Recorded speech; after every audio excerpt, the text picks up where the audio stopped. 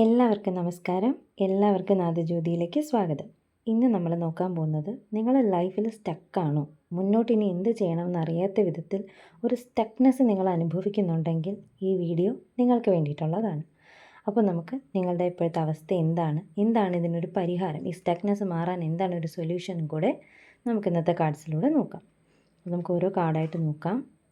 Okay, ആദ്യത്തെ card knight of cups റിവേഴ്സ്ഡാണ് വന്നിരിക്കുന്നത്. രണ്ടാമത് ക്വീൻ ഓഫ് വോൺസ് വന്നിരിക്കുന്നു.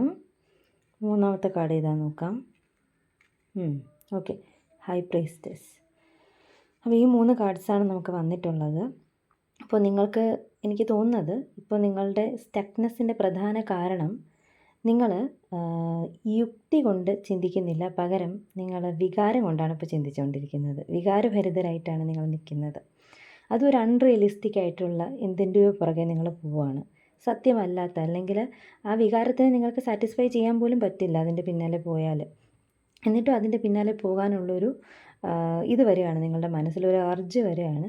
അപ്പോൾ ആ ഒരു ഇത് മാറ്റി വയ്ക്കാനാണ് പറയുന്നത്, യുക്തി കൊണ്ട് ചിന്തിക്കാനാണ് പറയുന്നത്. ഇപ്പോൾ വികാരമല്ല നിങ്ങൾക്ക് വേണ്ടത്, വികാരത്തിനെ മാറ്റി വെച്ച് യുക്തി കൊണ്ട് ചിന്തിക്കുക. കണ്ടോ, ക്വീൻ ഓഫ് വോൺസ് പറയുന്നത് യുക്തി കൊണ്ട് ചിന്തിക്കാനാണ്, ബോൾഡായിട്ടുള്ള ഡിസിഷൻസ് എടുക്കാൻ പറയുകയാണ്.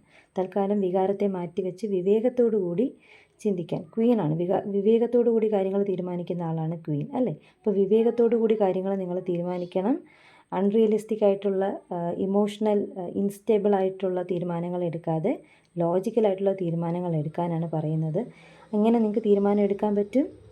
ഹൈ പ്രീസ്റ്റസ് കാർഡ് വന്നിരിക്കുകയാണ്. നിങ്ങളുടെ ഇൻറ്റ്യൂഷൻ അത് വർദ്ധിപ്പിക്കുക. സോ മെഡിറ്റേറ്റ് ചെയ്യുക, കണ്ണടച്ച് കുറച്ച് സമയം വെറുതെ ഇരിക്കുക, ശാന്തമായിട്ട് വികാരങ്ങളെല്ലാം മാറ്റി വെച്ച് ചിന്തിക്കുക.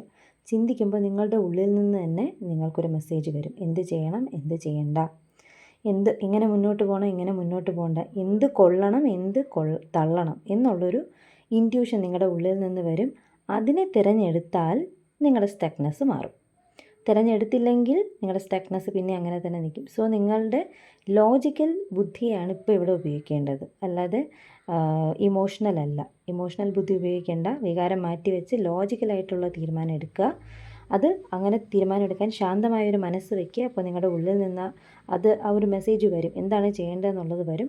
അത് നിങ്ങൾ പ്രവർത്തിക്കാൻ തുടങ്ങുമ്പോൾ നിങ്ങളുടെ സ്റ്റക്നെസ് മാറി നിങ്ങളുടെ ലൈഫ് പഴയതുപോലെ നല്ലതുപോലെ ഫ്ലോ ചെയ്യാനായിട്ട് തുടങ്ങും.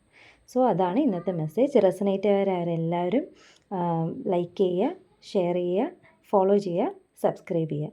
അടുത്ത വീഡിയോ ആയിട്ട് നമുക്ക് വീണ്ടും കാണാം. എല്ലാവർക്കും ബൈ.